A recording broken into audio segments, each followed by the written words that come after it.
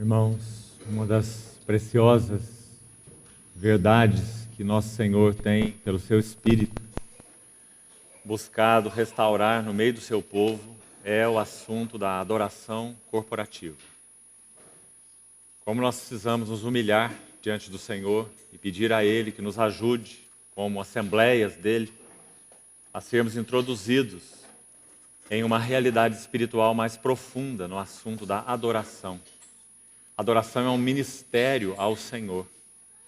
E de alguma maneira, espiritualmente falando, e esse é mais um dos muitos aspectos do ministério do bendito Espírito Santo, um dos seus muitos encargos e serviços é nos conduzir a uma adoração em espírito e em realidade.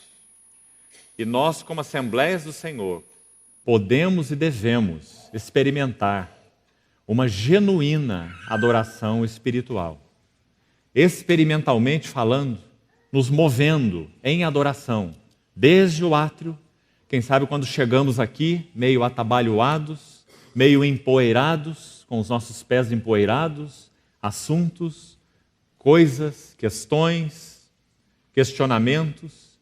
Então, estamos daquele lado de fora ainda no átrio, mas quando nos colocamos juntos, debaixo do nome precioso do Senhor, mais uma vez invocamos a Ele como aquele que que derramou por nós seu precioso sangue, naquele figurado altar do holocausto, mas também aquele que nos conduz à pia de bronze, ao lavatório, onde o sacerdote lavava suas mãos, lavava seus pés, para dar um passo além e então entrar no santo lugar, já um nível de ministério mais profundo, onde não havia luz externa, onde havia apenas a luz do candeeiro, que fala sobretudo do Senhor Jesus, mas ainda não era um ponto final.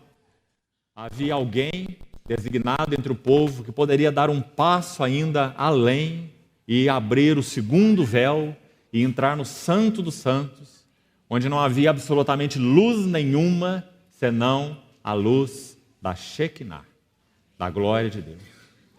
Então, experiencialmente falando, o Espírito Santo deseja nos mover como assembleias em adoração, desde o átrio até o Santíssimo. E nós deveríamos celebrar diante do Senhor, por exemplo, quando partimos o pão. Nós deveríamos partir o pão quando, como assembleia, nós tivéssemos aquele senso espiritual de que nós estamos juntos, corporativamente falando, no Santo dos Santos, em adoração. Então nós partimos o pão e comemos o pão, com aquele senso tão sublime de quietude, por um lado, e de celebração, por outro lado. Porque o Espírito Santo pôde encontrar em nós um lugar espiritual para nos fazer avançar, então, desde o átrio, quando primeiro nos colocamos juntos, até o Santo dos Santos, numa genuína adoração. Irmão, sabe qual é o preço para isso? Tudo. Tudo que nós somos. Porque se de alguma maneira houver interferência da nossa carne, se de alguma maneira esse assunto começar nas nossas emoções, se não no nosso espírito, nós perdemos tudo. Porque o ponto de início não são nossas emoções, mas o nosso espírito. E quando isso começa no nosso espírito, há quietude interior. E dessa quietude interior provém todas as outras coisas. Que coisa maravilhosa é essa? O Espírito Santo tem desejado nos ensinar o caminho da adoração genuinamente espiritual. Então que o Senhor desperte em nós essa nota da adoração corporativa, para que nós também levemos isso aos seus pés como congregação, como humildes discípulos.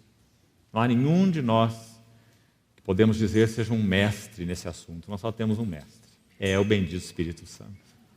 Então nós podemos dizer a Ele, ó bendito Consolador, nós queremos aprender uma adoração genuinamente espiritual, que parta de uma quietude, que parta de corações limpos. Quem entrará, Senhor, no teu santuário? Aquele que é limpo de mãos e puro de coração, que não entrega sua alma à falsidade, nem jura dolosamente, Então há uma condição de preparo anterior, um preparo prévio, para que então, quando nos colocarmos juntos como povo de Deus, o Espírito Santo possa dar o seu aval, o aval da sua presença, dizendo: isso é meu, tenho conduzido os meus, os que têm sido para mim deleite. Então, irmãos, com a ajuda do Senhor, nós vamos hoje compartilhar um pouco sobre a diferença entre o espiritual e o carnal. E vamos citar algumas marcas a respeito desse assunto na palavra de Deus. Mas ainda vamos precisar de um pouquinho de paciência antes de entrarmos nesse assunto.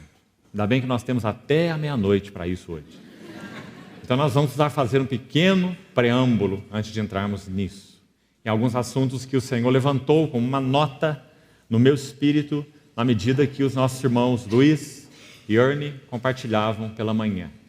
Então penso que será necessário colocar umas notas que o Senhor então realçou no meu espírito na medida em que eu ouvia os dois irmãos compartilharem. Então vamos abrir nossas Bíblias no Evangelho de Lucas. Lucas 3,16. Disse João a todos: eu, na verdade, vos batizo com água, mas vem o que é mais poderoso do que eu, do qual não sou digno de desatar-lhe as correias das sandálias. Ele vos batizará com o Espírito Santo e com fogo. Ainda em Lucas, capítulo 12, dois importantes versos 49 e 50. Lucas 12. Assim disse nosso Senhor: eu vim para lançar fogo sobre a terra, e bem quisera eu que já estivesse a arder. Tenho, porém, um batismo com o qual hei de ser batizado, e quanto me angustio até que o mesmo se realize.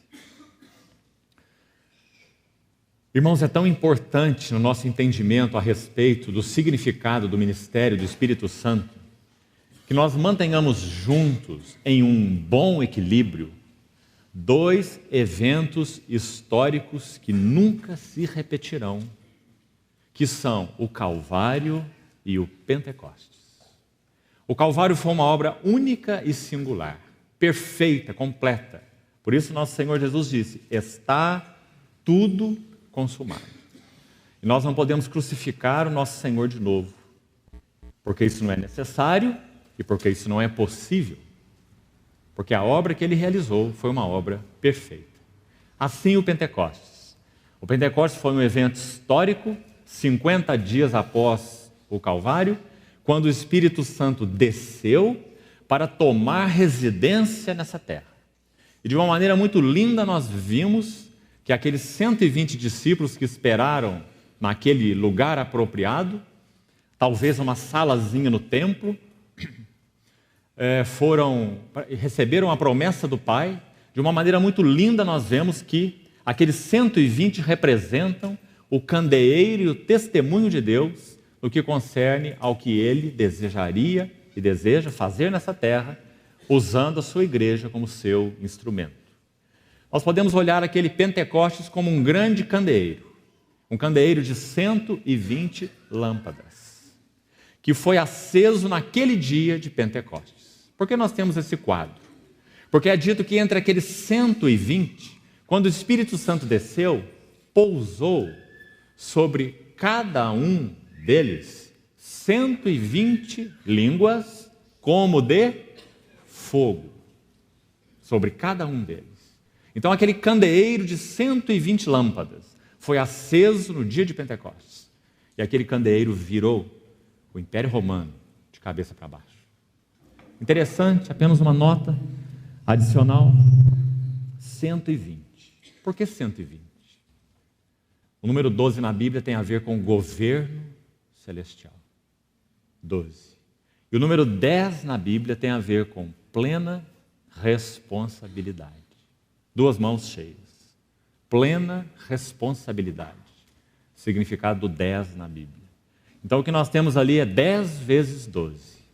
Pessoas que aguardaram com responsabilidade aquilo que o Senhor disse: esperai a promessa do Pai. Não façais nada, porque vocês não podem, porque vocês não devem, porque vocês não têm habilidade, porque vocês não têm condição. Esperai a promessa do Pai. Plena responsabilidade. Por outro lado, quando essa promessa desce, o governo de Deus. 10 vezes 12. Então o Senhor pôde expressar o seu governo. Os atos dos apóstolos são os atos do próprio Senhor Jesus exaltado por meio do Espírito Santo na igreja e através da igreja. Então esse é o fogo que o nosso Senhor Jesus disse em Lucas capítulo 12, que ele veio para lançar na terra. Você não pode interpretar Lucas 12 de outra forma, porque não é coerente. Se você achar que aquele fogo é o juízo que se refere tanto à primeira vinda do Senhor, ou talvez com relação à sua segunda vinda, você vai estar duplamente errado. Porque o nosso Senhor Jesus, quando veio na sua primeira vinda, ele disse que o Filho do Homem não veio para julgar, mas veio para salvar o que estava perdido. Então a sua primeira vinda não foi para lançar um fogo de juízo sobre a terra. E esse texto não pode se referir à sua segunda vinda, porque o nosso Senhor está se referindo, está ligando esse fogo com um batismo que ele deveria receber. E esse batismo não tem nada a ver com a sua segunda vinda. Esse batismo tem a ver com a sua primeira vinda. Por que nós sabemos? Vamos ler mais um texto. Marcos capítulo 10. Vamos agregar esse texto para que fique bem claro esse assunto para nós. Abra, por favor, Marcos capítulo 10. Preste atenção nos versos 38 e 39. Você se lembra o que está acontecendo aqui nesse contexto. Tiago e João estão tão ocupados em quem ocuparia o lado direito e o lado esquerdo do Senhor no reino, na glória.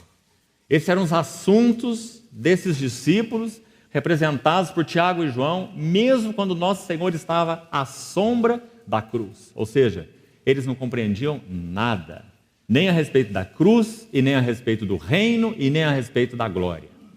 Nenhum desses três assuntos. Então eles estavam naquelas disputas. Uma disputa tão medíocre. Se nós combinarmos o relato de dois evangelistas, um deles, Mateus, registra que a mãe dos dois foi fazer esse pedido ao Senhor. Quem sabe aquele assunto foi tão constrangedor que eles tiveram que reunir a sua mãe, uma figura de mais autoridade talvez, e levar aqueles dois ali, o Tiaguinho de um lado e o Joãozinho do outro, para irem diante do Senhor fazer esse pedido. E aquela mulher foi tão ousada, dizendo assim: mestre, manda. Ela está mandando o Senhor mandar. Manda que no teu reino esses meus dois filhos se assentem, um à tua direita e um à tua esquerda. Sabe como nosso Senhor vê isso? Veja o verso 38. Mas Jesus lhes disse: não sabeis o que pedis. Podeis vós beber o cálice que eu bebo, ou receber o batismo com o qual eu sou batizado? Disseram-lhe: podemos. Quando você faz uma pergunta para uma criança que não sabe o que ela tem a responder, ela responde sim, não é? Que ela pode. Então esses eram os dois. Não sabiam nem o que o Senhor estava falando, mas disseram que podiam receber o seu batismo. Então nosso Senhor disse: bebereis o cálice que eu bebo, e recebereis o batismo com que eu sou batizado. Os dois viveram vidas de mártires pelo Senhor.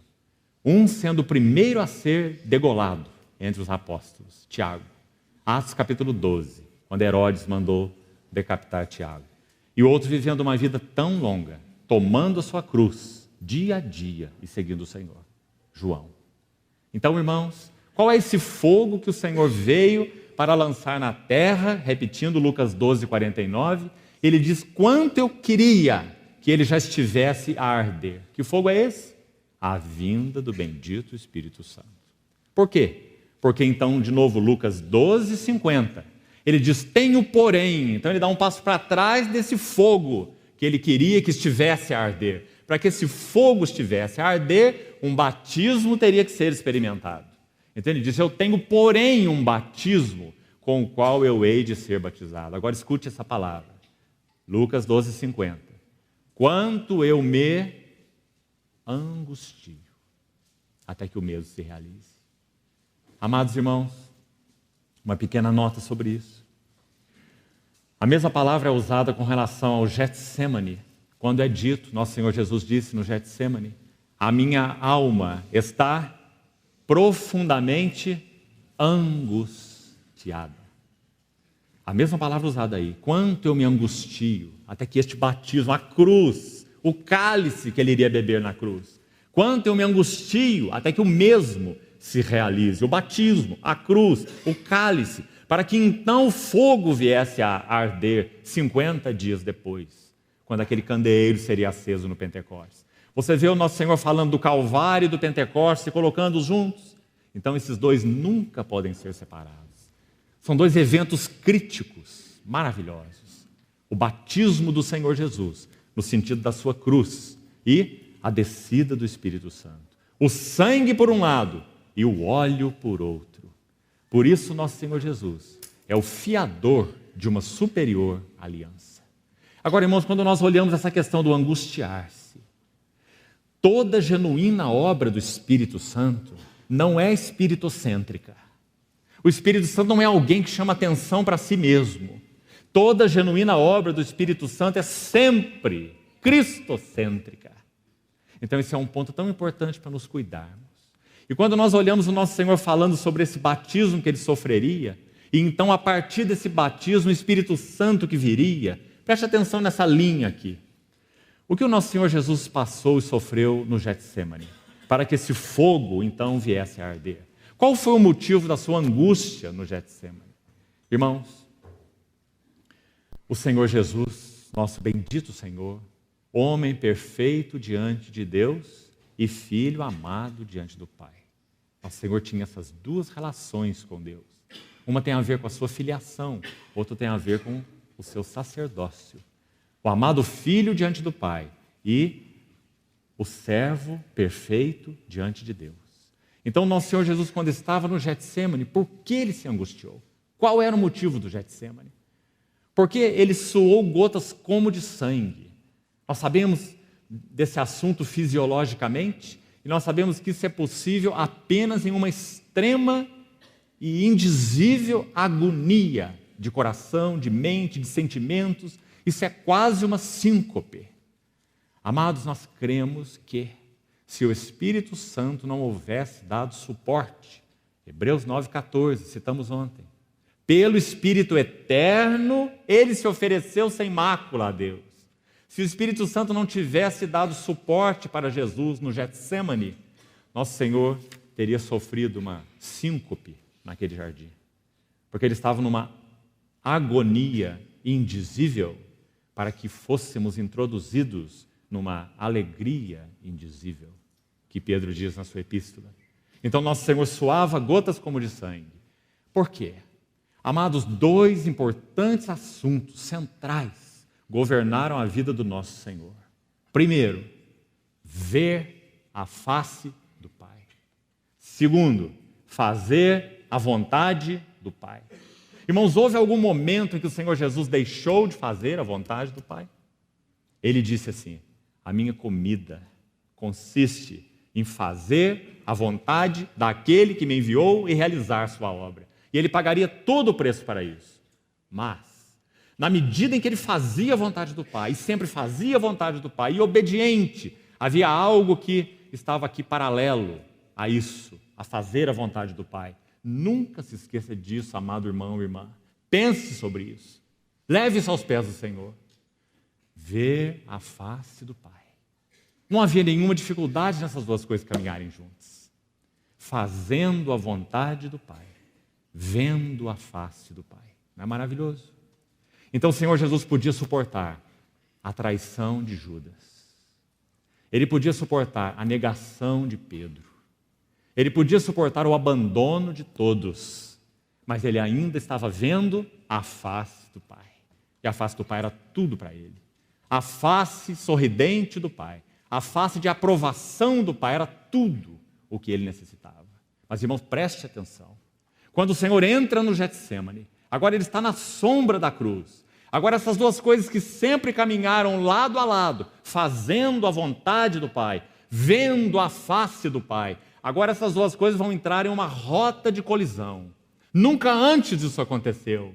Porque agora, para o Senhor Jesus continuar fazendo a vontade do Pai, ele teria que perder de vista a face do Pai. Ele sabe disso, então ele ora no Getsemane. A minha alma está profundamente angustiada. Porque, irmãos, quando ele clamaria no Calvário, poucas horas depois, ó meu Deus, por que me abandonaste? Essa não é uma figura de linguagem. O Filho de Deus, o Senhor da glória, foi introduzido nas trevas, trevas as quais nós nunca experimentaremos e por isso nunca as compreenderemos. A noite do Senhor, segundo Êxodo 12. Esta é a noite do Senhor. Você se lembra dessa expressão? Êxodo 12, 42. Ora, irmãos, o Senhor é luz, Deus é luz, e nele não há treva nenhuma. Como é possível haver uma noite do Senhor? O que é a noite do Senhor? A cruz do Calvário, tipificada pelo Cordeiro Pascal. Esta é a noite do Senhor. Então, nosso Senhor Jesus estava agonizando no Getsemane. Quanto eu me angustio, foram as palavras de Lucas 12, até que esse batismo se realize. Quanto eu me angustio, em Lucas 12, nosso Senhor já expressou isso. Mas então, quando ele estava à sombra da cruz, no Getsemane, ele pôde clamar: minha alma está profundamente angustiada até a morte. Porque agora ele teria que abrir mão de um dos dois. Se ele quisesse continuar vendo a face do Pai, ele poderia. Ele tem direito. Ele tem direito. Mas então ele não poderia prosseguir fazendo a vontade do Pai. Por quê? Porque a vontade do Pai era conduzir muitos filhos à glória. Então, se o grão de trigo caindo em terra não morresse, ele ficaria só. Então, em função de fazer a vontade do Pai, ele abriu mão de ver a face do Pai. Mas isso era insuportável para o nosso Senhor Jesus. Tudo mais era suportável, mas isso não era suportável. Então ele agonizou, e ele agonizou, e ele agonizou. E queridos irmãos, ele era tão homem, tão humano, que ele chamou 2 dos seus discípulos para estarem com ele. Você se lembra? Vamos ali comigo. Fiquem ali me dando esse suporte, para usar outras palavras. Sabe o que eles fizeram? Eles dormiram. Porque eles nem sequer podiam compreender o que nosso Senhor estava vivendo. Oh, irmãos, que preço nosso Senhor pagou para que hoje nós estivéssemos aqui reunidos falando sobre o Consolador, o Espírito Santo. Nós que éramos um bando de rebeldes, inimigos de Deus. Há um batismo com o qual eu hei de ser batizado. E quanto eu me angustio até que o mesmo se realize. Porque ele disse, eu vim, e isso denota propósito. Lucas 12, 49. Eu vim. Para que ele veio? Para lançar fogo à terra. E outras palavras ele está dizendo, eu vim para derramar o meu espírito. Mas antes disso, há um batismo com o qual eu hei de ser batizado. Ó, irmãos, então que o Senhor nos ajude a considerar isso aos seus pés. Porque esse bendito óleo que foi derramado sobre a cabeça não é apenas um óleo, mas é um óleo precioso. Sabe o que significa isso? Houve um preço altíssimo para que nós pudéssemos ser ungidos com óleo. Por isso o Salmo 133 começa com aquele ó que nós falamos ontem. Ó, isso não é admirável? Ó, como é bom e agradável viverem unidos os irmãos. Mas qual é a razão disso? Qual é a fonte disso? É como um óleo precioso. Houve um preço. O preço foi o sangue, para que o óleo pudesse ser derramado. Você se lembra o que deveria ser feito com o leproso no Velho Testamento, para que ele fosse purificado? Lembra-se? A lepra na Bíblia não é apenas uma figura do pecado. É mais. A lepra é uma figura da rebelião. Quando o rei Uzias entra no santuário e faz um serviço inadequado, a lepra lhe saiu na testa. Quando Miriam se rebela contra a autoridade de Deus na vida de Moisés, a lepra lhe saiu no corpo. Então a lepra é uma figura mais do que pecado, é uma figura de rebelião. Nós éramos os rebeldes. O que foi feito para que nós retornássemos essa intenção de Deus duas coisas. Assim como lá na purificação do leproso. Confira lá no Evangelho, no livro de Levítico, no capítulo 14. Primeiro, sobre o leproso era aplicado o sangue. Nunca essa ordem poderia ser invertida. Primeiro o sangue. Mas sobre o sangue era aplicado o óleo. Então, irmãos, nós temos aqui o que o nosso irmão Ernie ressaltou pela manhã. O Senhor Jesus é o Cordeiro de Deus, em primeiro lugar, que tira o pecado do mundo. E o Cordeiro derramou seu sangue. Mas por que o Cordeiro de Deus, tirando o pecado do mundo, derramando seu sangue, por que ele fez isso? Porque o seu propósito era ungir a nossa cabeça com óleo, para que o nosso cálice transbordasse. Então sempre essas duas coisas andarão juntas. O Cordeiro de Deus que tira o pecado do mundo e o batizador com o Espírito Santo. Eu vim para lançar fogo à terra. Então o Calvário e o Pentecostes sempre serão dois lados de uma mesma moeda. Agora, amados, assim como nós nos apropriamos pela fé das bênçãos do Calvário, nós também precisamos nos apropriar pela fé das bênçãos do Pentecostes. Agora, seja cuidadoso aqui. Nós não estamos dizendo, porque não é isso que a Bíblia diz, que o recebimento do Espírito Santo é uma segunda experiência dentro da vida cristã normal. Porque não é isso que a Bíblia ensina. Quando nós recebemos o Senhor Jesus, o Espírito Santo vem habitar em nós, porque quem não tem o Espírito de Cristo, esse tal não é dele, e quando nós cremos na palavra da verdade, no Evangelho da nossa salvação, é o Espírito Santo quem gera em nós o arrependimento, a convicção de pecado e a própria fé. Pela graça sois salvos mediante a fé. E isso não vem de vós, é um dom de Deus. Não de obras, para que ninguém se glorie. Então, o Espírito Santo vem nos selar, habitar em nós, quando nós cremos no Senhor Jesus pela ação dele mesmo. Mas, o que nós estamos dizendo é que assim como nós exercemos fé para encontrar repouso, descanso e segurança na obra do Calvário, nós precisamos exercer fé. Não apenas para que nós tenhamos o Espírito como selo em nós, mas para que então nós vivamos uma vida cheia do Espírito.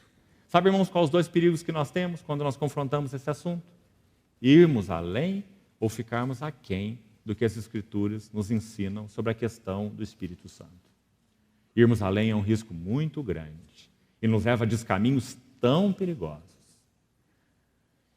O final deles sempre é uma abundante manifestação da carne.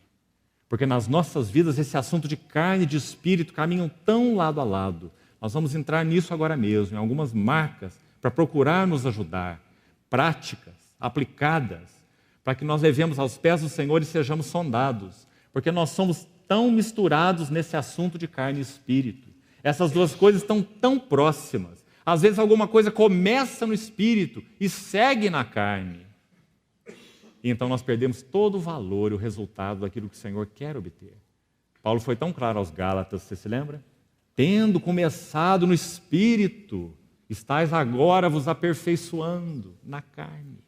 Por causa da delicadeza dessa linha divisória entre um assunto e outro assunto. Pedimos ao Senhor que nos ajude, pela sua bondade, a entendermos um pouco mais disso hoje à noite, quando entrarmos no ponto. Então, concluindo essa primeira parte, que o Senhor nos ajude a manter esse equilíbrio divino, irmãos, entre o Calvário e o Pentecostes. Uma última nota sobre isso para encerrar essa parte introdutória. Hebreus 7:22 diz que o nosso Senhor Jesus é fiador de uma superior aliança. Você se lembra? Fiador, uma linda palavra. É o garantidor de uma superior aliança. Então vamos pensar um pouquinho sobre isso. Como o nosso Senhor Jesus garante essa nova aliança? E lembre-se, garantir essa nova aliança significa o quê? Precisamos das palavras da Bíblia, né? E não das nossas ideias. Então vamos nos relembrar de Hebreus capítulo 8, de 10 a 12. Ali são descritos os termos da nova aliança. E é dito que dentro da nova aliança nós teríamos, Hebreus 8:12 diz, pecados purificados. De maneira nenhuma me lembrarei dos seus pecados, das suas iniquidades para sempre. Purificação de pecados. É dito no versículo 11 que nós teríamos conhecimento espiritual de Deus. Todos me conhecerão desde o maior até o menor. Esse é um outro item da nova aliança. E também é dito assim: eu imprimirei nas suas mentes as minhas leis, e nos seus corações as inscreverei. Eles serão meu povo, e eu serei o seu Deus. Esses são os termos da nova aliança. O que o nosso Senhor fez como fiador para que essa nova aliança fosse garantida. E de novo, por favor, preste atenção aqui. Nós vamos bater nos mesmos pontos: o sangue e o óleo. Então, em primeiro lugar, a Bíblia fala sobre 2 envios e sobre 2 derramamentos. Envios e derramamentos. Nós não vamos estudar esse assunto porque precisamos avançar. Mas vou citar para os irmãos onde isso está.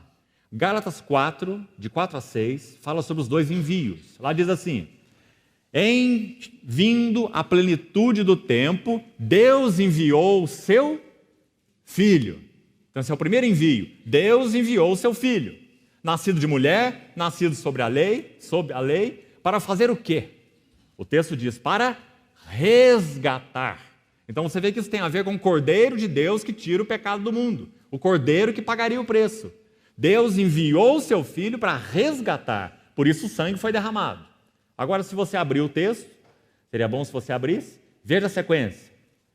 Gálatas 4, agora versos 5 e 6. Ele diz: e porque vós sois filhos, Deus enviou. Então você vê o enviou de novo? Deus enviou aos nossos corações, o que ele enviou agora? O Espírito do seu Filho, que clama: Abba, Pai. Então são 2 envios. O primeiro envio tem a ver com o Gólgota. Deus enviou o seu Filho para resgatar. E o segundo envio tem a ver com o Pentecostes, o Espírito do seu Filho. Então, de novo, você vê junto, 2 envios. Agora vamos pensar sobre os 2 derramamentos. E a Bíblia só fala de 2. O primeiro está em Hebreus 7, 22. Em Hebreus 9, 22. Lá diz assim: sem derramamento de sangue não há remissão de pecados. De novo, isso tem a ver com o Calvário, o Cordeiro derramando o sangue. Sem derramamento de sangue não há remissão. Agora vamos para o outro derramamento, e é o derramamento do Espírito.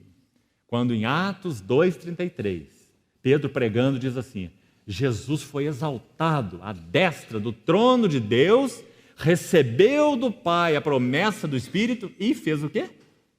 Derramou. Isso que vedes e ouvis. Então, irmãos, não é algo interessante? 2 envios. Enviou o seu Filho, enviou o Espírito do seu Filho.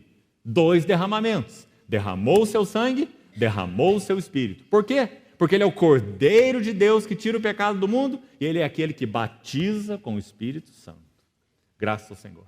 Essas 2 obras sempre vão andar juntas. Porque, na verdade, são 2 aspectos de uma única obra: Calvário e o Pentecostes. Então, muito importante que nós mantenhamos essas 2 coisas juntas.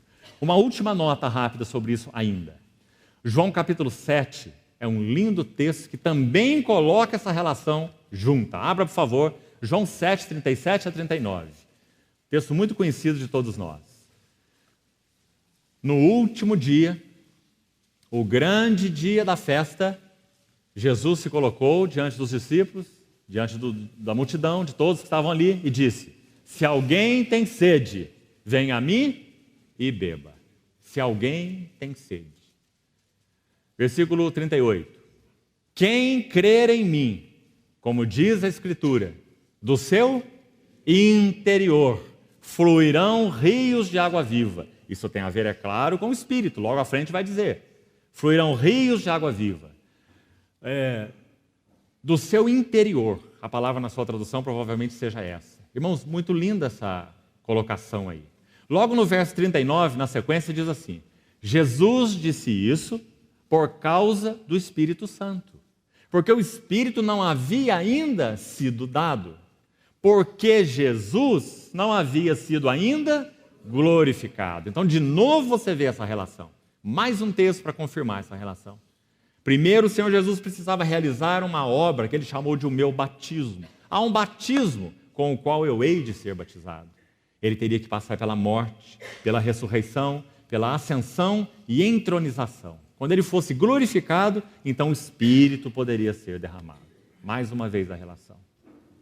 E então, uma notazinha última para concluir aí, essa introdução. Amados, a habitação do Espírito Santo em nós significa, sobretudo, que nós então aprenderíamos a viver sob o governo de Cristo. Por quê? A palavra especial usada aí em João 7,38 é a palavra ventre.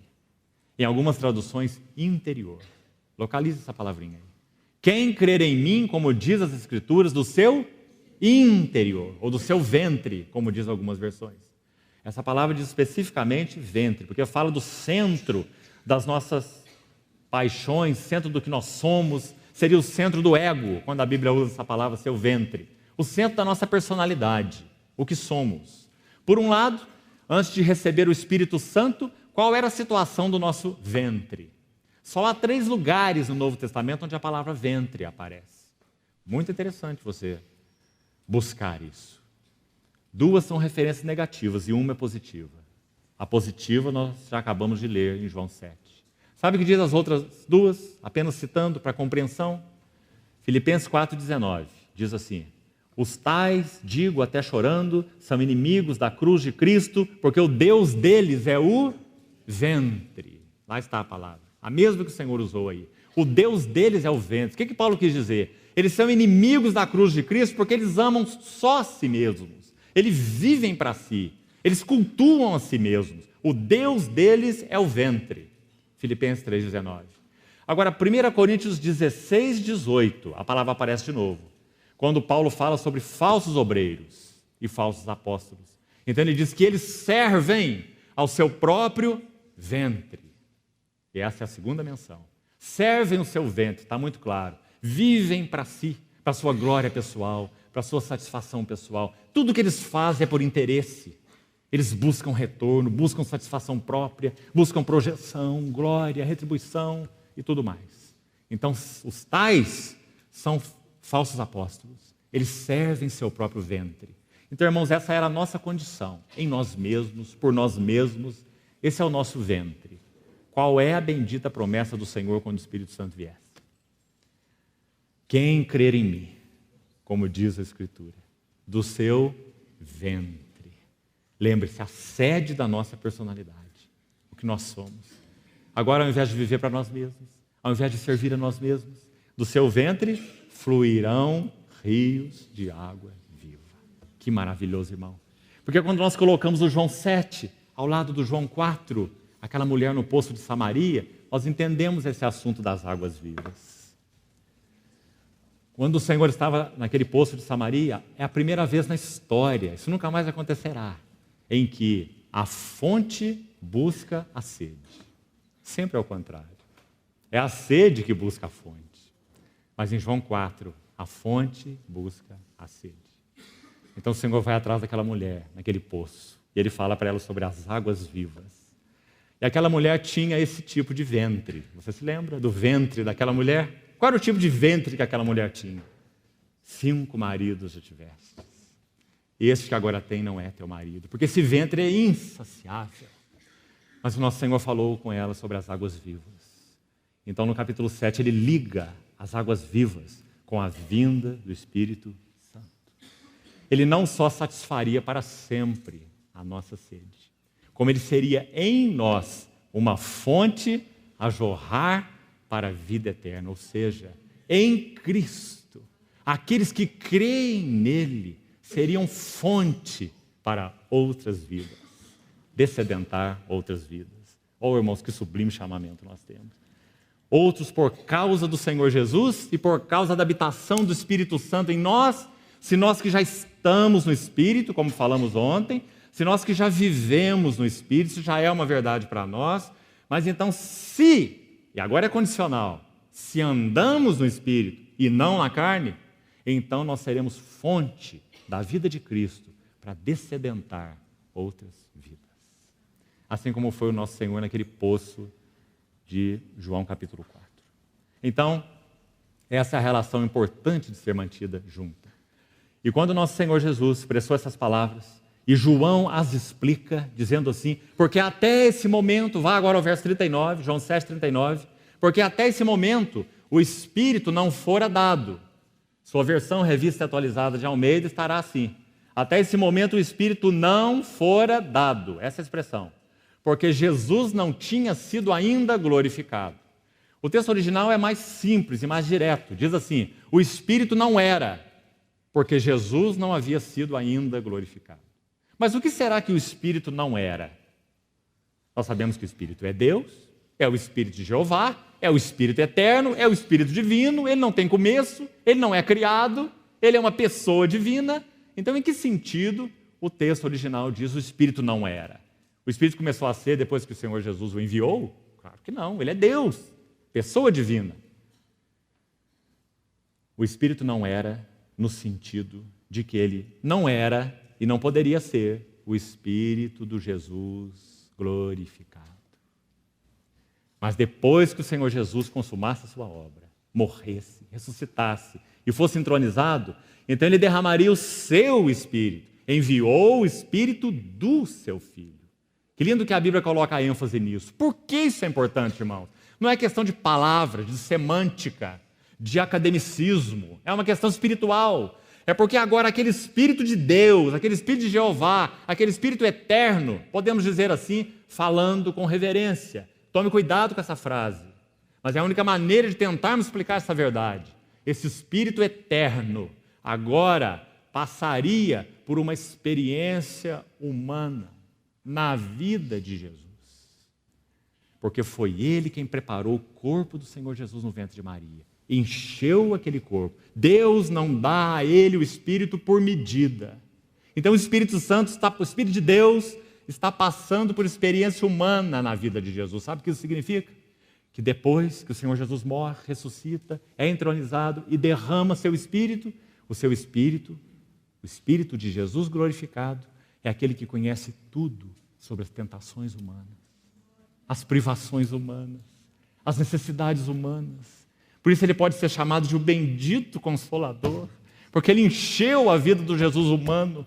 Então, quando nós vamos ao bendito Espírito Santo e nós temos comunhão nele com Cristo, e nós falamos sobre tentação, e nós falamos sobre provação, e nós falamos sobre angústias, ele suportou nosso Senhor lá no Getsêmani, numa profunda angústia, então ele conhece tudo sobre esses assuntos. Por isso ele é o nosso Consolador. O mesmo que habilitou o Senhor Jesus, veio nos habilitar para viver a vida da mesma qualidade que o nosso Senhor Jesus viveu. Amados, isso não é um idealismo, isso não é um sonho, isso é uma realidade espiritual. O Espírito já foi derramado, ele habita em nós. O que compete a nós fazer? Uma coisa só. Em primeiro lugar, crer. Porque aqui é que nós podemos ficar aquém das Escrituras. Por isso os discípulos oraram, aumenta-nos a fé. E nosso irmão Luiz citou hoje de manhã de maneira tão maravilhosa aquela ilustração do comedor de farofa. Você se lembra? Que comprou a passagem, estava passando fome, 3 dias sem a farofa. E tinha aquela passagem de primeira classe no navio. Assim somos nós muitas vezes. Por quê? Porque nós não desenvolvemos a fé. Fé no quê? Fé na fé? Não. Fé na palavra de Deus. Conhecendo as Escrituras, conhecendo o dom de Deus. Paulo diz, graças a Deus pelo seu dom inefável. Então, quando nós conhecemos o seu dom, nós exercitamos fé. Isso não é algo psicológico, isso não é pensamento positivo, isso tem uma base sólida, é a palavra de Deus, é o que Deus fez em Cristo. Então, quando nós exercitamos fé, quem crer em mim, porque é isso que Ele já providenciou, é isso que Ele já preparou. Então, quem crer, do seu interior fluirão. Então, por isso Paulo diz em Gálatas, andai no Espírito. É isso que nós precisamos fazer. Então, amados, 1 Coríntios 12 é dito assim, que em um Espírito, todos nós somos batizados em um corpo. Nosso irmão Werner já falou de maneira tão maravilhosa hoje de manhã sobre esse batismo, o que significa isso.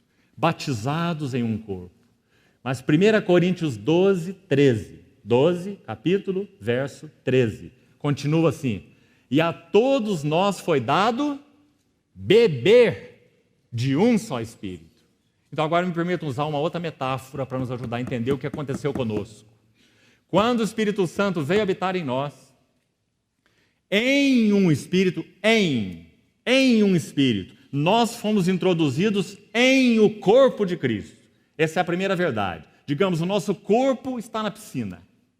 Vamos pensar assim, num tanque. Nós entramos no tanque. Em um espírito, todos nós fomos batizados em um corpo, o corpo de Cristo. Mas isso não é suficiente. Não é suficiente que nós sejamos batizados em um espírito para dentro de um corpo. Há necessidade de algo adicional. O que é? Que aquela água que está ao redor de nós, nos envolvendo, batizados em um espírito para dentro de um corpo. O espírito é a água, por fora. Graças ao Senhor, fomos batizados pelo espírito em um corpo, mas ainda falta algo. O que falta? E a todos nós foi dado beber de um só espírito. Então agora a água também precisa estar dentro de nós. E o que significa a água estar dentro de nós? Andai no espírito e jamais satisfareis a concupiscência da carne. O que significa a água estar dentro de nós? Efésios 5,18. Enchei-vos do Espírito. Nós já fomos unidos com Cristo pelo Espírito. Nós já fomos, podemos dizer, imersos no Espírito, porque é pelo Espírito que nós somos introduzidos no corpo de Cristo. Mas é necessário que essa água também esteja dentro de nós. Então essa é a nossa responsabilidade. Por isso o Salmo 116, versos 13 e 14, diz assim: que darei, veja como o verso começa, que darei ao Senhor por todos os seus benefícios para comigo. Que darei? Sabe qual é a resposta do salmista? Tomarei. Tomarei o cálice da salvação e invocarei o nome do Senhor. Você viu o que ele viu? Irmão, o Senhor nos providenciou todos esses benefícios na pessoa de Cristo, que estão disponíveis no Espírito Santo. Que daremos ao Senhor por todos esses benefícios? Qual é a nossa responsabilidade? Nós não temos nada para dar ao Senhor. Ele que nos deu tudo. E por isso nós somos irresponsáveis? Não. Então o versículo continua: tomarei o cálice da salvação e invocarei o nome do Senhor. Isso é beber de um só Espírito. Compreendeu isso, irmão? Então muitas vezes nós somos cristãos que estamos caminhando num só lado da verdade. Por isso também Paulo em Romanos 8 diz assim: vós não estáis na carne, falando para os romanos, mas estáis no Espírito, se de fato o Espírito de Deus habita em vós. Mas nesse mesmo capítulo, ele diz assim: nós somos devedores não à carne, como se constrangidos a viver segundo a carne. Porque se viverdes segundo a carne, caminhais para a morte. Você vê que é possível então viver segundo a carne, não bebendo do Espírito. Embora já tenhamos sido introduzidos nessa relação com o Espírito. Compreendeu a diferença, irmão? Você na água, mas não a água em você. Enchei-vos do Espírito. A todos nós foi dado beber de um só Espírito. Então essas coisas são muito importantes de serem consideradas aos pés do Senhor e vistas com clareza. Nós recebemos dupla provisão. Batizados em um Espírito para dentro de um corpo e beber de um só Espírito. Então, irmãos, nós precisamos, concluindo aqui essa parte, falando de maneira bem prática, irmos ao nosso batizador. Este que já introduziu a sua igreja no Espírito Santo e já derramou o Espírito Santo sobre ela. Nós precisamos ir ao nosso batizador e dizer o quê? Que nós queremos ter uma experiência emocional e ficarmos sondando a temperatura das nossas emoções e gastarmos aí uma noite de vigília numa expectativa de que algo aconteça conosco? Será que é esse o caminho prático? Não, cremos que não. Por quê? Porque tudo já está preparado. Então nós vamos diante da fonte, o batizador com o Espírito Santo. E o que nós falamos para ele? Senhor, pela fé na tua palavra, eu quero me apropriar de tudo aquilo que o Senhor já providenciou para mim, na pessoa do teu bendito Consolador. Pela fé. E não espere nenhuma sensação diferente quando você se apropriar do Senhor. Porque não é questão de sensação, é questão de fé. E na medida que nós vamos seguindo com o Senhor, então o Senhor estará arando o nosso coração, abrindo espaços cada vez mais amplos, para que essa vida no Espírito seja uma realidade para nós. Ela tem demandas, irmãos. Por isso um processo que surgisse de última hora não teria nenhuma realidade. Porque há demandas nesse assunto do andar no Espírito. Ele não pode encher um vaso cheio. Então há demandas. Mas se nós nos apropriamos dessa fonte com plena convicção de que o Senhor, Cordeiro de Deus, é também o batizador com o Espírito Santo, Ele vai falar conosco a respeito disso, nos dando um senso mais profundo da sua presença e imediatamente falando para nós que Ele deseja ocupar mais espaços dentro de nós. Porque a questão, na verdade, a questão essencial não é o quanto nós possuímos do Espírito. A questão essencial é o quanto o Espírito possui de nós. Então Ele irá entrar nessas demandas conosco, dizendo, olha, você tem reservados castelos para você mesmo, quartos secretos. Irmãos, não há como nós experimentarmos uma vida cheia do Espírito se cada uma das chaves desses pequenos quartinhos não forem colocadas nas mãos daquele que é o Cordeiro batizador. Cada uma dessas chaves. Nós fechamos alguns compartimentos e nós guardamos para o nosso deleite privado. O Senhor conhece cada um desses compartimentos, sabe o que eles significam para nós. Alguns deles são muito sérios, alguns deles significam prostituição espiritual. E nosso Senhor conhece cada um desses ambientes, porque Ele é um Senhor maravilhoso. Quando Ele vem para habitar no nosso ser, Ele é para usar de novo uma metáfora, né? Porque Ele não é hóspede, nosso Senhor é nosso Senhor, Ele é o proprietário. Mas para usar uma metáfora, nosso Senhor é um hóspede diferente quando Ele vem habitar em nós. Quando você vai receber um hóspede, você prepara a sala de estar, não é? Se está muito frio, você acende a lareira, deixa um ambiente bem gostoso. Quando chegar o seu hóspede, ele estará todo confortável, uma sala deliciosa. Mas esse não é nosso Senhor. Quando nosso Senhor vem habitar na nossa vida, Ele quer entrar pela área de serviço e não pela sala de estar. E o primeiro lugar que Ele deseja conhecer nas nossas vidas não é o nosso sofá, é a nossa lata de lixo. Porque espiritualmente falando, assim como humanamente falando, nós somos aquilo que nós comemos. Então o Senhor quer conhecer a nossa lixeira, para que nós tenhamos comunhão com Ele, do que nós estamos nos alimentando. Irmãos, e na medida que Ele vai fazendo isso conosco, de maneira tão maravilhosa, porque Ele é tão gentil, soberano, gentil. Então nós vamos depositando aquelas chaves, tão apreciadas por nós, nas mãos do nosso Senhor. Chave após chave. Sabe como isso é explicado na Bíblia? Efésios 3,14. Quando Paulo ora, aquela oração em Efésios, ele fala assim, que sejais fortalecidos com poder mediante o seu Espírito no homem interior, e assim habite Cristo nos vossos corações. Você quer localizar esse versículo, por favor? Abra sua Bíblia. Que sejais fortalecidos com poder mediante o seu Espírito no homem interior. Veja o verso 16. Efésios 3,16. Segundo a riqueza da sua glória, vos conceda que sejais fortalecidos com poder, mediante o seu Espírito, no homem interior. O homem interior é a maneira de Paulo chamar o nosso espírito. Ele usa essa expressão em 2 Coríntios 4 também. Ainda que o homem exterior se corrompa, o homem interior se renova de dia em dia. Então, de novo, verso 16, parte final. Seu Espírito no homem interior. Então ele está falando da pessoa de quem? Do Espírito Santo no nosso homem interior. Agora olha o verso 17. E assim, ou então, habite Cristo nos vossos corações. Lembra que nós falamos ontem? O Espírito, o Senhor é o Espírito. Não porque Ele tenha se tornado no Espírito, mas porque, colocando a expressão entre aspas, né, porque ela tem que ser cuidadosa, aquela que usamos ontem, o Espírito Santo é como que uma extensão da personalidade de Cristo. O Senhor é o Espírito. Então, quando nós somos fortalecidos com poder pelo Espírito no homem interior, Cristo habita nos nossos corações. Agora vamos parar um pouquinho nesse verso. Nós estávamos falando lá das chaves dos quartinhos fechados. O que esse versículo tem para nos ensinar? A palavra habite, no texto original, é uma palavra especial. É composta de uma contração de palavras lá na língua original. Literalmente, sabe o que significa? Fixar uma residência profunda.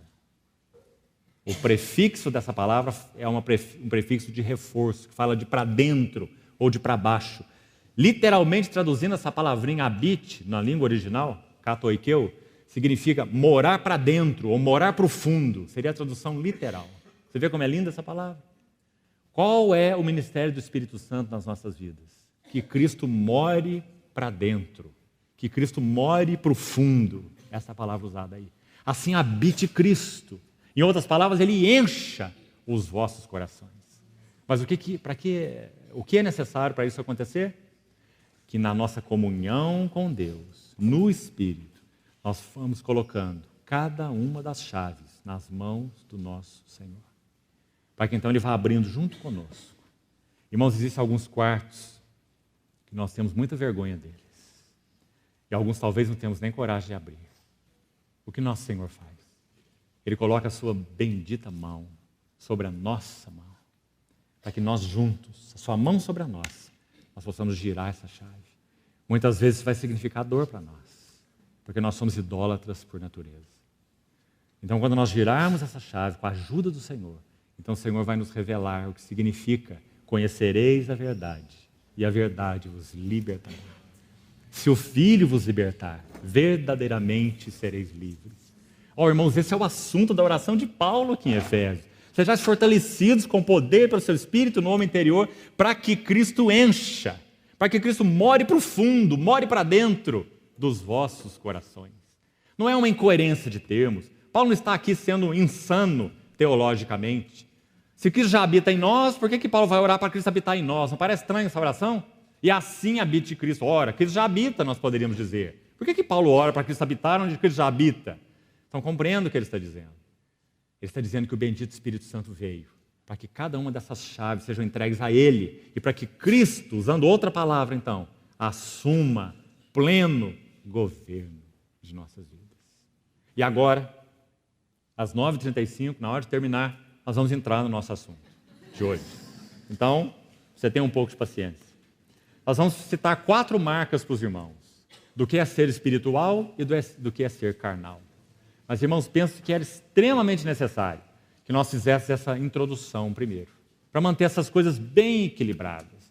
E nós não irmos para nenhum caminho, vamos pôr de novo aqui, entre aspas, místicos, em algo que realmente não confere com aquilo que o Senhor quer nos ensinar pela sua palavra, sobre esse assunto de ser espiritual e de ser carnal.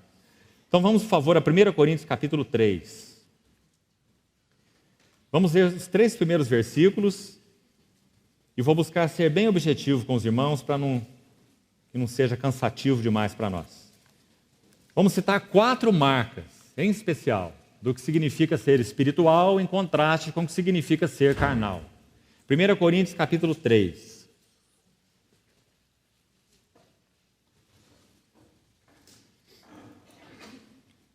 Versículo 1. Eu, porém, irmãos, não vos pude falar como a espirituais, e sim como a carnais, como a crianças em Cristo. Leite vos dei a beber, não vos dei alimento sólido, porque ainda não podíeis suportá-lo, nem ainda agora podeis, porque ainda sois carnais.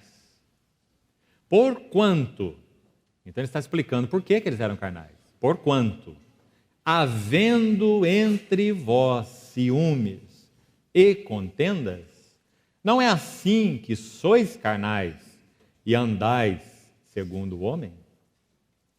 Quando, pois, alguém diz, eu sou de Paulo, e outro, eu de Apolo, não é evidente que, e aqui há de novo uma expressão, não colocada em todas as versões, não é evidente que, repetindo então, sois carnais, pela 4ª vez, e andais segundo os homens?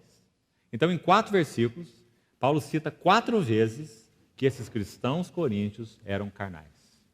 Agora, então, uma primeira coisa importante aqui de reconhecermos. Algo que frequentemente nos soa bastante duvidoso. Há alguma diferença entre ser espiritual e ser maduro? Mas será que nós responderíamos isso pela Bíblia? Ser maduro espiritualmente é igual a ser espiritual? Não necessariamente. Ser espiritual, segundo a Bíblia, significa, para definir em uma frase, conhecer o governo do Espírito Santo. Isso é ser espiritual. Isso significa que se alguém nascido de novo há poucos meses, mas tem aprendido a ser fiel à luz que ele já tem alcançado do Senhor, então ele está andando de forma espiritual à luz que ele tem recebido, mesmo que ele tenha meses de conversão. Ele está vivendo uma vida genuinamente espiritual. Por quê? Porque ele está respondendo à luz que ele tem alcançado do Senhor. Princípio de Filipenses 3, 16 e 17. Todavia, andemos cada um de nós conforme a luz que temos alcançado. Então isso é ser espiritual e andar segundo o Espírito. Reconhecer o governo de Cristo e andar segundo a luz que temos recebido do Senhor, porque a luz é a medida da nossa responsabilidade espiritual. O Senhor irá julgar cada um de nós no seu tribunal vindouro, esse juízo familiar do tribunal de Cristo, 2 Coríntios 5,10, baseado na luz que cada um de nós tem alcançado. Então, ser espiritual não é necessariamente ser maduro, mas ser espiritual é conhecer o governo do Espírito. Vamos estabelecer essa diferença. Agora, como nós poderíamos colocar essas duas coisas juntas agora? O ser espiritual e ser maduro. Quanto mais nós respondermos às demandas do Espírito, reconhecendo o governo do Espírito, respondendo à luz que Ele nos tem dado, mais a nossa amplitude, a nossa medida espiritual vai se alargando. O que é necessário para isso? Vamos citar aqui pelo menos 3 coisas. Primeiro, reconhecer o ensino da unção. João diz em 1 Coríntios 2 assim: todos vós recebestes unção que vem do Santo, e todos têm desconhecimento. E o que essa unção vai nos ensinar? Ela é verdadeira, não é falsa, diz João, permanece em nós. Por que João reforça isso? Permanece em nós. O que essa unção vai nos ensinar?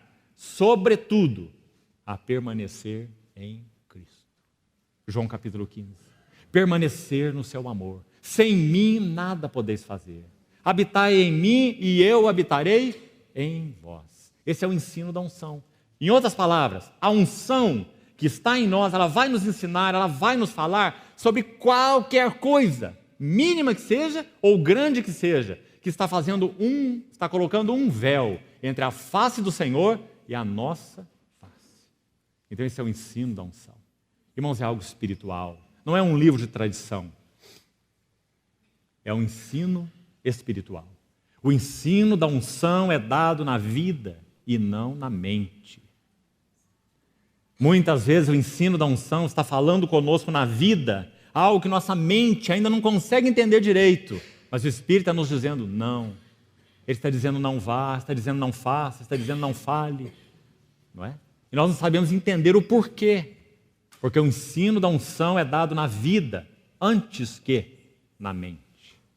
Então é tão importante aprender a seguir esse ensino da unção. Isso vai aumentando a nossa amplitude espiritual e isso significa maturidade. Maturidade é uma maior amplitude espiritual. Para uma criança de 3 anos, ela tem um pulmãozinho que talvez caiba 1,5 litros de ar. Mais um pulmão adulto, talvez caiba 4 litros de ar. O que aconteceria se nós colocássemos 4 litros de ar no pulmão de uma criança de 3 anos? Ela morreria, porque ela não tem amplitude para toda essa plenitude. Mas o que aconteceria se nós colocarmos 1,5 litros de ar no pulmão de um adulto? Ele também morreria de asfixia, porque ele tem uma amplitude maior que precisa ser satisfeita. Então, irmãos, essa é uma boa ilustração para nos ajudar a entender o que significa plenitude espiritual. Plenitude espiritual não é estática, plenitude espiritual é dinâmica. Nós podemos ter um irmão ou uma irmã em plenitude espiritual na sua infância espiritual. E podemos ter um irmão com 30 anos de jornada no Senhor, não estando na plenitude espiritual, porque ele tem uma amplitude espiritual que não está preenchida, porque ele não está respondendo ao governo do Espírito no seu atual momento. Então, qualquer um de nós, a maturidade espiritual não vai nos livrar de cairmos. O que vai nos livrar de cairmos é andarmos no Espírito. Por isso Paulo diz assim, eu reduzo o meu corpo à servidão. Paulo, que conhecia tão bem a vida no Espírito e era tão maduro espiritualmente, eu reduzo o meu corpo à servidão. Ele está dizendo, se o meu corpo começar a ditar as regras, se meu corpo começar a me governar, eu vou ser desqualificado. Forte essa palavra, não é? Então você vê que o que nos guarda de cair não é sermos maduros espiritualmente, mas é respondermos ao governo do Espírito Santo, sempre, em qualquer medida espiritual que tenhamos. Então, é importante estabelecermos essa diferença. Agora vamos para as marcas para nós terminarmos. A primeira marca, de um estado carnal. O estado carnal é um estado de infância estendida. Isso tem muito a nos falar. Porque quais seriam as maiores marcas de uma vida infantil espiritualmente? São marcas correspondentes. Primeira, todo o nosso foco está sobre nós mesmos. Primeira marca da criança. Eu, meu. O foco de uma criança é todo absorvido por si mesmo, não é? Então nós estamos procurando as nossas coisas, a nossa bênção. Quando nós estamos sofrendo, imediatamente a Assembleia inteira sabe. Nós quase que levamos um cartaz na reunião, dizendo, eu estou sofrendo, não é? Então nós chamamos toda a atenção para nós mesmos, queremos ser cuidados o tempo todo, marcas de uma infância espiritual. E a outra marca paralela, nunca assumimos nenhuma responsabilidade pelo cuidado de outros. Então nós somos como sanguessugas no corpo de Cristo. Você lembra que o livro de Provérbios diz que a sanguessuga diz dá, dá, dá, mas ela nunca se farta. Essa é a nossa vida egocêntrica. E essa é a marca da infância espiritual. Se nós queremos saber em que ponto nós estamos, isso pode nos ajudar. Qual tem sido o nosso foco? Nós estamos absorvidos por nós mesmos? Nós acordamos de manhã, logo tomamos aquele termômetro espiritual que nós temos, colocamos debaixo do braço assim, dizemos, hoje acho que eu vou ter um bom dia, estou bem, não é? Depois nós andamos 1 ou 2 horas, colocamos o termômetro de novo e dizemos, não, agora estou com um pouco de febre, não é? E nós estamos medindo nossa febre, nossa condição espiritual o dia todo, absorvidos por nós mesmos. Irmão, sabe qual era o maior segredo de Paulo? O que o tornava um homem realmente espiritual? Todos os valores e todas as virtudes, digamos, de Paulo, estavam não em Paulo, mas estavam em Cristo. Então ele podia dizer assim, eu aprendi. Ó, que palavra sólida. Não foi na estrada de Damasco, não. Vai seguindo a Cristo dia a dia. Eu aprendi a viver contente, em toda e qualquer situação. Essa é uma vida espiritual. Isso é uma marca de uma vida espiritual. Satisfação, contentamento. Então, a primeira marca, uma infância estendida. O autor de Hebreus diz a mesma coisa para os destinatários daquela carta. Vós estáis necessitados de leite, porque atendeu um tempo decorrido. Já devíeis ser mestres. Fazendo o que que o mestre faz? Cuida de si mesmo? Então ele não é mestre. Um mestre é para cuidar dos outros, não é para cuidar de si mesmo. Não é? Então ele diz, vocês deviam ser mestres para cuidar dos outros, mas têm necessidade de leite e não de alimento sólido. Agora, irmão, sabe por que essa condição de infância persistente é tão perniciosa? Porque se ela permanece, ela não tem cura. Porque se você dá leite para a criança, você não está ajudando, não é? Está ajudando só ela a manter a vida. Porque o leite não vai dar o que ela precisa. Só vai sobreviver. E se você der alimento sólido, ela não vai deglutir. Então o que nós teríamos que fazer com uma criança? Será que ela precisa? O leite não vai levá-la para a maturidade. O alimento sólido vai matá-la. O que nós vamos fazer com as crianças? Só um caminho do Espírito para as crianças. E foi o caminho que Paulo apresentou para os coríntios. Cruz. Cruz. Que a cruz venha nos cortar mais fundo, mais fundo, mais fundo. Mudando o nosso foco, mudando nossos interesses, nos absorvendo com Cristo. Leite não nos ajudará, e nem alimento sólido, mas sim o trabalho da cruz. Então a primeira marca da vida carnal, uma infância estendida. Irmãos, isso é tão pernicioso na vida da igreja. Nós não podemos ministrar como sacerdotes ao Senhor se estamos consumidos por nós. Até mesmo na mesa do Senhor. Quantas vezes nós estamos consumidos por nós? Nós chegamos à mesa do Senhor cabisbaixos, e ali está o grandioso ego, mais uma vez. Ó Senhor eu, ó Senhor eu, ó Senhor meu dia, ó Senhor meu pecado, ó Senhor minha mulher, ó Senhor meu dia. Não é assim? Infância espiritual. nós não nos aproximamos como sacerdotes, somos consumidos por nós mesmos. Então, essa é a primeira marca séria de uma infância espiritual. Segunda, existência de pecado e de falhas contínuas. Contínuas. Quando nós estamos sempre embaraçados com os mesmos pecados. Isso é marca que nós somos crianças. Se nós estamos avançando no Espírito, nós aprenderemos pelo governo do Espírito, pela vida no Espírito, a irmos nos desvinculando daquilo que nos amarrava. Não somos constrangidos a viver segundo a carne. Quanto mais conhecemos o governo de Cristo, mais avante nós vamos. Então, a segunda marca da infância espiritual, estamos retidos nos mesmos pecados, nas mesmas falhas. Irmãos, alguém já disse que o Espírito Santo gasta 80% do tempo dele conosco, cada dia, nos convencendo de pecado, e 20% do seu tempo nos revelando Cristo. Isso deveria ser o contrário. No mínimo, ele deveria gastar 80% nos dando revelação e 20% nos corrigindo. Então, que o Senhor nos ajude a levar isso aos seus pés. Se nós estamos falando sobre o ministério do Espírito, quão prático isso é. Quantas coisas precisam ser sondadas dentro de nós, para que nós, então, entremos numa vida genuinamente espiritual. E isso não seja um assunto teológico apenas para nós, doutrinário. Terceira marca, séria, também vista na carta aos Coríntios. Preste atenção. Uma vida de infância espiritual ou uma vida carnal, ela pode coexistir com grandes dons espirituais. Nós podemos ter grandes dons espirituais e ainda sermos carnais. Paulo começa essa carta aos Coríntios dizendo assim, se você quiser conferir, capítulo 1, versículo 7, muito importante verso. Paulo louva os coríntios dizendo, em tudo, não é em alguma coisa, é em tudo, fostes enriquecidos. Você abriu aí? Capítulo 1, verso 7. De maneira que não vos falte nenhum dom. Olha o verso 5, o contexto começa no verso 5.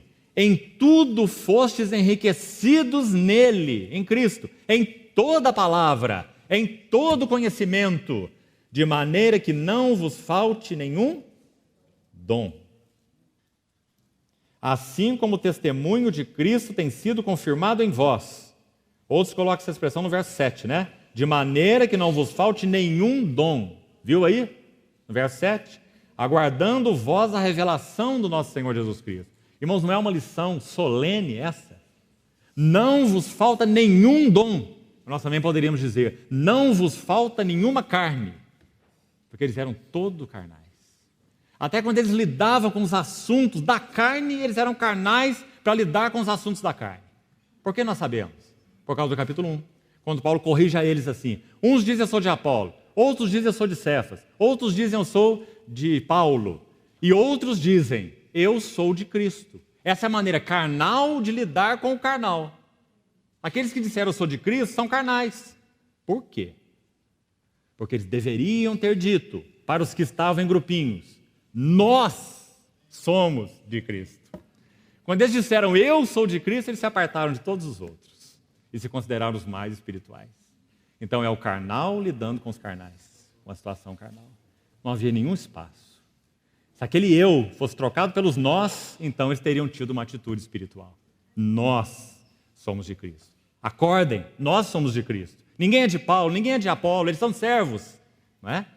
Então, irmãos, a igreja de Corinto é prova dessa terceira marca de um estado carnal. Grandes dons espirituais, andando lado a lado com vida carnal. E de maneira tão sutil. Ó, irmãos, algumas vezes nós podemos dizer assim, tal irmão ou tal irmão me ajuda tanto nesse assunto. Ouvimos frases assim muitas vezes. Ou aquele irmão nesse assunto é um especialista. Aquele irmão para pregar sobre família não tem ninguém igual. Aquele outro sobre profecias dos últimos dias é não sei o quê. E esse irmão me ajuda tanto nessa área. Mas quando nós vamos conhecer aquela vida que está falando isso, não há sinal de que a palavra tem entrado nas suas entranhas. Porque a vida com a sua esposa não tem mudado, a vida com seus filhos não tem mudado, a sua vida no serviço, no corpo de Cristo não tem mudado. Não é? Isso é sinal de que a palavra não entrou. Que necessidade nós temos, irmãos, de reconhecer nossos caminhos carnais, para poder apresentar diante do Senhor esses caminhos. Senhor, isto é marca carnal, de domínio da carne na minha vida. Me ensina a conhecer o governo do Espírito Santo. Que tua bondosa mão tome comigo cada chave desses compartimentos. E então nos introduza em esferas mais amplas nesse assunto. Então essa é a terceira marca, coexistindo com dons espirituais. Agora, olhe de novo para o texto que nós lemos. A última marca para terminarmos. Versículo 13 do capítulo 2:13 de 1 Coríntios. Diz assim: disto falamos não em palavras ensinadas pela sabedoria humana, mas ensinadas, preste atenção, ensinadas pelo Espírito, conferindo coisas espirituais com espirituais. Queria parar um pouquinho nesse versículo e procurar, com a ajuda do Senhor, explicá-lo para os irmãos por causa do significado dele. Paulo está dizendo que ele sabia conferir ou comparar coisas espirituais com espirituais. O que isso significa? Ele diz que só o homem espiritual sabe fazer isso. Disso também falamos, não em linguagem ensinada pela sabedoria humana. Paulo quis dizer o seguinte: uma vida carnal é incapaz, essa então é a quarta marca, de receber e compreender verdades espirituais. Então aqui nós estamos de novo com grandes problemas, porque nós podemos ser assíduos frequentadores de conferências, mas nós não compreendemos as verdades espirituais. Sabe uma maneira de nós identificarmos isso? Na maioria das vezes, nós não sabemos expressar aquilo que o Senhor nos tem dado em termos de realidade espiritual com palavras. E é o termo que Paulo usa aí no verso 14 que nós acabamos de ler. Quando ele usa a expressão conferindo coisas espirituais com espirituais, a ideia é essa aqui. Paulo diz assim: nós sabemos interpretar as verdades espirituais em uma linguagem espiritual. Você já ouviu pessoas dizer assim: olha, eu fui à reunião, o Senhor falou tanto ao meu coração, você pergunta o que ele falou. A pessoa não sabe falar nada. Não é assim? Ele não sabe traduzir em palavras ensinadas pelo Espírito a verdade espiritual. Sim, ele pode ter sido tocado, não é? Mas o Senhor deseja mais do que isso. Ele deseja que aquela verdade que nos é dada seja agarrada, e seja comida, e seja triturada, e seja absorvida aos pés do Senhor no Espírito, Espírito de sabedoria e de revelação, para que então a verdade que é espiritual, ela possa ser vestida com palavras espirituais. É essa expressão que Paulo está usando aqui. Ele está dizendo que essa é uma característica de um homem espiritual. Ele traduz verdades espirituais em palavras ensinadas pelo Espírito. Então, irmãos, que o Senhor possa nos ajudar nessas 4 marcas, a sondarmos a nós mesmos. Nós temos muito que encarar diante do Senhor com relação às nossas próprias vidas. E por último, concluindo, de verdade agora, eu queria dizer o seguinte para os irmãos: o espiritual e o carnal andam muito próximos. Agora, se nós queremos experimentar diante do Senhor uma realidade espiritual maior, tanto como indivíduos, como assembleia, nós precisamos depositar diante do Senhor esses desejos do nosso coração. Se necessário for, nós precisamos até mesmo parar com coisas que temos feito. Seja em termos de serviço, seja em termos de reunião, seja no que pudermos pensar. Nós devemos ter a coragem, tanto como indivíduos como assembleias, de depositarmos esses assuntos aos pés do Senhor e dizer: Senhor, nós queremos, se necessário, porque não há regra aqui, se necessário, parar com quase tudo que temos feito, para que o Senhor nos fale ao coração sobre aquilo que é teu, nos ajude, nos ensine, nos julgue. Irmãos, nós conhecemos uma assembleia, conhecemos como testemunho, não pessoalmente, até porque esse é um testemunho muito antigo, já de mais de 20 anos atrás. Conhecemos através de um irmão, de uma assembleia que de uma maneira muito definida teve essa coragem e ganhou diante do Senhor algo muito relevante. Irmãos que tiveram um entendimento particular, como dissemos, isso não é regra, isso não é padrão, nós precisamos seguir o Espírito em tudo. Se fizermos algo sem a direção do Espírito, será carnal. Mas o que essa assembleia entendeu é que eles deveriam parar tudo, menos o partir do pão. Tudo mais foi paralisado, menos as reuniões do Partir do Pão. Porque era uma reunião de ministério exclusivo ao Senhor, o Partir do Pão.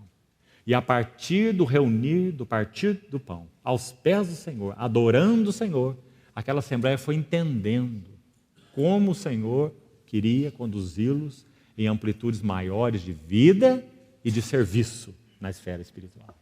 Muito corajosos esses irmãos, porque nós achamos que temos compromisso com coisas, não é? E também com reuniões. Mas como nós vamos parar a reunião de quarta-feira? Isso é um absurdo para nós, não é? Como nós vamos deixar de ter aquelas reuniões nos lares? Aquela é uma pérola para nós. Né? Sim, pode ser. Mas se o Senhor disser pare, nós temos que parar. Porque Ele quer nos ensinar. Ele quer nos falar algo. Então, irmãos, se nós temos esse compromisso afinado com o Senhor, nós precisamos tomar essas atitudes de fé, com coragem. Porque, afinal de contas, a quem nós estamos respondendo? Ao Senhor ou a homens? Então, que o Senhor nos ajude, irmãos, realmente, a depositarmos esses assuntos aos seus pés. E não tenhamos medo, irmãos. Nosso irmão também falou hoje pela manhã sobre o medo. Que obstáculo é o medo? Lembremos que nós citamos ontem do nosso querido irmão, servo tão precioso do Senhor, Martin Lloyd Jones. Não tenhamos medo do incomum. Não tenhamos medo do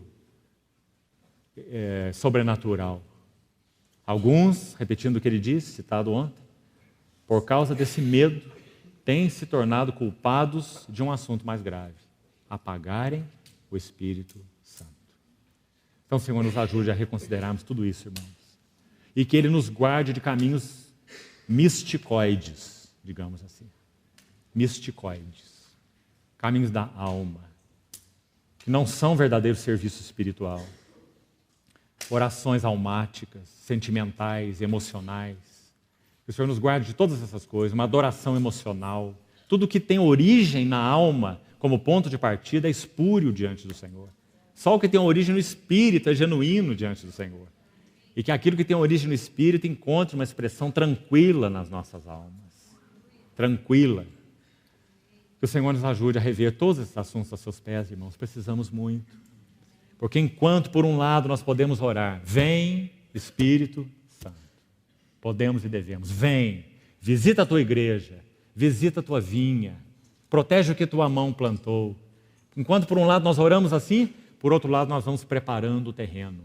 Porque a vinda do Espírito Santo é algo soberano. Nós não podemos constrangê-lo a vir. É um ato soberano de Deus.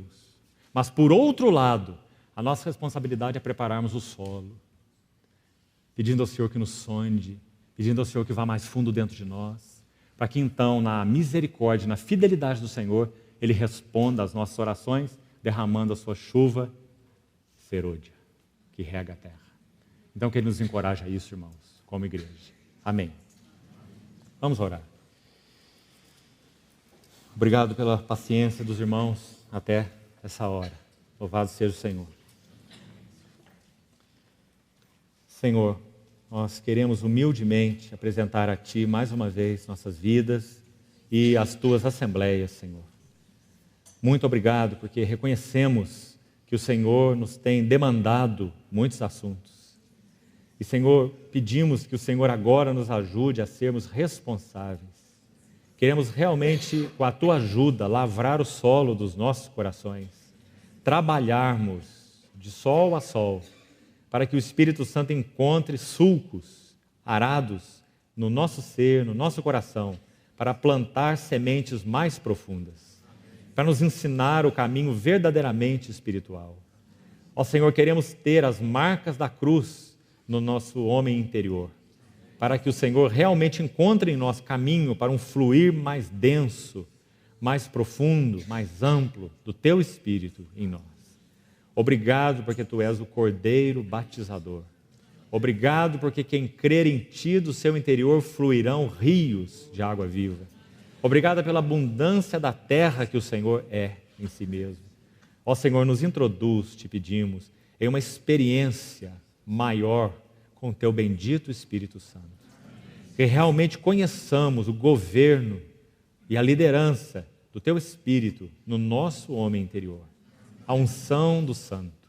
Ó querido Senhor, continua nos ajudando nesse final de semana, regando a terra do nosso coração. E sobretudo, Senhor, nos dando a realidade espiritual do que temos compartilhado. Mais uma vez te dizemos, Senhor, não nos permita sair daqui com ensinos doutrinários apenas. Nos dá sairmos daqui com verdades agarradas nos nossos corações e com um senso de que o Senhor ampliou a nossa capacidade espiritual. Nós te pedimos, Senhor, em teu precioso nome. Amém.